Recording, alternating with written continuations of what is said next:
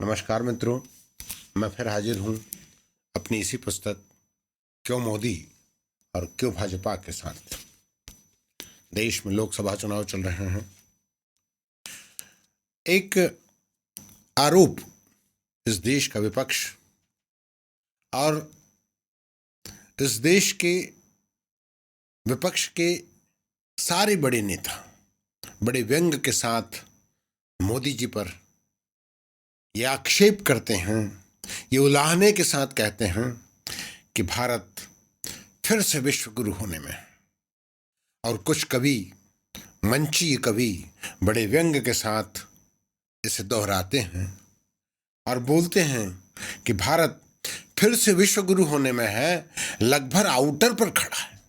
ऐसा व्यंग करते हैं कि लगभग आउटर पर खड़ा है, और वैसे भी उस देश को विश्व गुरु होने से कौन रोक सकता है जिसके जेलों तक में संत महात्मा रहते हैं। ऐसा व्यंग करते हैं व्यंगकार। और मोदी जी पर यह व्यंग मुझे बहुत तकलीफ देता है।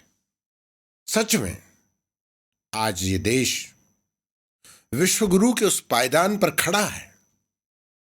आज विश्व में हिंदुस्तान की जो इज्जत है, जो मोदी जी ने इस देश को 10 साल में जिस स्थान पर बिठा दिया है विश्व में, वो पिछले 60 साल में नहीं हो पाया था।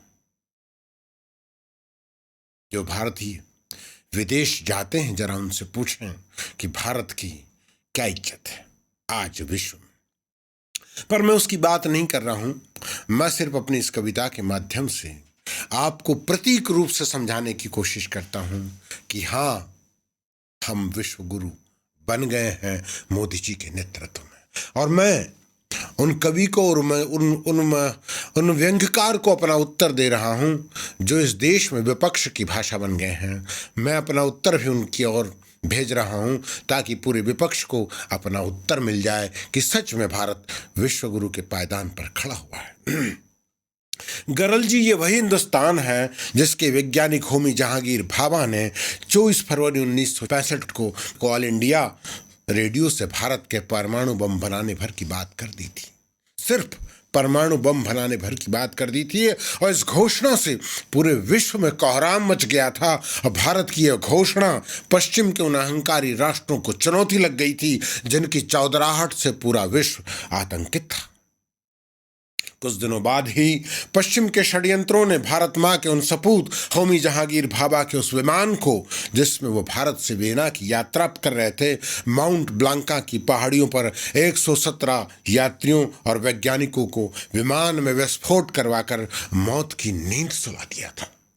इस बात का खुलासा 40 वर्षों के बाद हुआ है। इस बात का खुलासा कन्वर्सेशन विद द क्रो पुस्तक में CIA एजेंट रॉबर्ट ट्रॉली और ग्रेगरी डगलस ने 2008 में किया। उनकी बातें सुनना और पढ़ना। जानते हो वो ऐसा क्यों पर कर पाए? जानते हो वो इस देश के वैज्ञानिक के विमान में विस्फोट क्यों कर पाए? सिर्फ इसलिए कि भारत उस समय विश्व गुरु नहीं था। आओ और बुरे दिन याद दिला दूं। अमेरिकन राष्ट्रपति रिचर्ड निक्सन ने 1971 में समस्त राजनयनों का उल्लंघन कर भारत की प्रधानमंत्री इंदिरा गांधी को व्हाइट हाउस में मिलने के लिए 45 मिनट इंतजार करवाया था। जानते हो ऐसा क्यों कर पाए? सिर्फ इसलिए कि तब भारत विश्व गुरु नहीं था। आज वही भारत है और वही व्हाइट हाउस है, और उसी व्हाइट हाउस में अमेरिका के राष्ट्रपति जो बाइडेन निवास करते हैं। आज जानते हो, जब नरेंद्र मोदी अमेरिका के राष्ट्रपति भवन व्हाइट हाउस पहुंचते हैं, तब आज उसी अमेरिका के राष्ट्रपति भारत के प्रधानमंत्री के स्वागत के लिए 45 मिनट पहले से तैयार खड़े रहते हैं। और यही नहीं, अपनी संसद ले जाते हैं, और एक बार नहीं 2 बार अपनी संसद को इस देश के प्रधानमंत्री नरेंद्र दामोदर दास मोदी से अपनी संसद को संबोधित कराते हैं। पिछले 60 वर्षों में कांग्रेस के शासनकाल में इतने सारे प्रधानमंत्रियों के रहते हुए कभी भारत को यह सौभाग्य प्राप्त नहीं हुआ था जो नरेंद्र दामोदर दास मोदी के होते हुआ। सुन रहे हो आप व्यंग्यकार जी मेरी बात को और मेरी भाषा को और मेरे उत्तर को? तो अपने कान खोलकर सुनिए। आज भारत को जो सम्मान मिला और पिछले 70 वर्षों में नहीं मिला था, आज भारत के विश्व गुरु होने की शुरुआत नहीं है क्या? ये अभी भी नहीं लग रही है? तो आओ मैं और फिर आपको ले चलता हूं आपके चारणत्व के दाता यूपीए सरकार के दौरान अमेरिका गुजरात के मुख्यमंत्री नरेंद्र दामोदर दास मोदी के अमेरिका प्रवेश पर प्रतिबंध लगा देता है। आपने तो सुना ही होगा। तब नरेंद्र मोदी अंतर्राष्ट्रीय न्यायालय हेग में आवेदन पत्र नहीं लगाते और न अमेरिका में आवेदन पत्र लगाते हैं, अपितु भारत के जनगणमन से आह्वान कर प्रजातंत्र की पंचायत संसद में अपने नेतृत्व में लोकसभा का चुनाव जीतकर दुनिया के सबसे बड़े लोकतंत्र भारत के प्रधानमंत्री बन जाते हैं।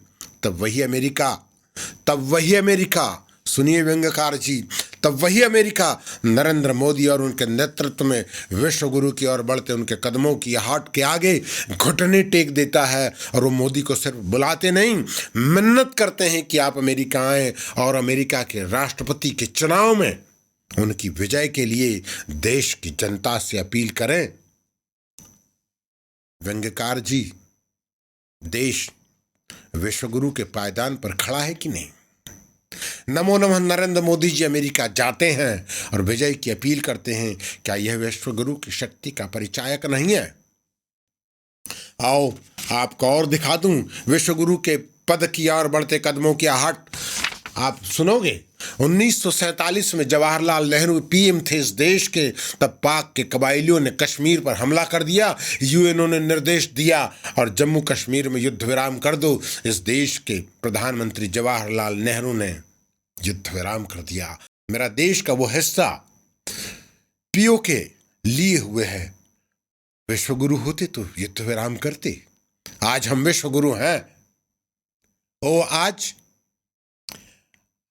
ओपेक के कई देश, पाकिस्तान, चीन, पूरे दक्षिण पश्चिम के मुस्लिम राष्ट्र कश्मीर से धारा 370 हटाने से नाराज। पर आज भारत विश्वगुरु है, बगैर किसी की चिंता किए यूएनओ को धता बताकर जम्मू कश्मीर से धारा 370 हटाकर अपनी शक्ति का परिचय देता है भारत।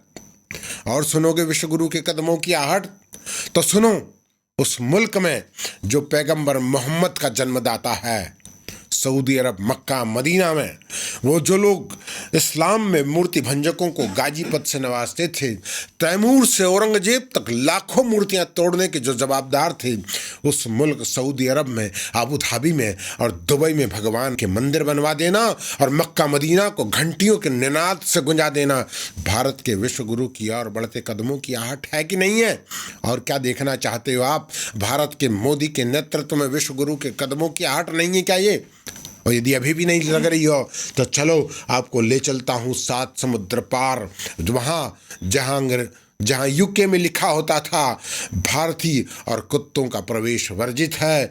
आज उसी देश इंग्लैंड में प्रधानमंत्री के पद पर एक भारतीय वंशज ऋषि सुनक अपने कुत्ते सहित बैठा है। आंखें हों तो मणिधरों, भारतीय कदमों की आहट को पहचान लो और अपने को भी भारतीय और विश्वगुरु भारत माँ की संतान मान लो।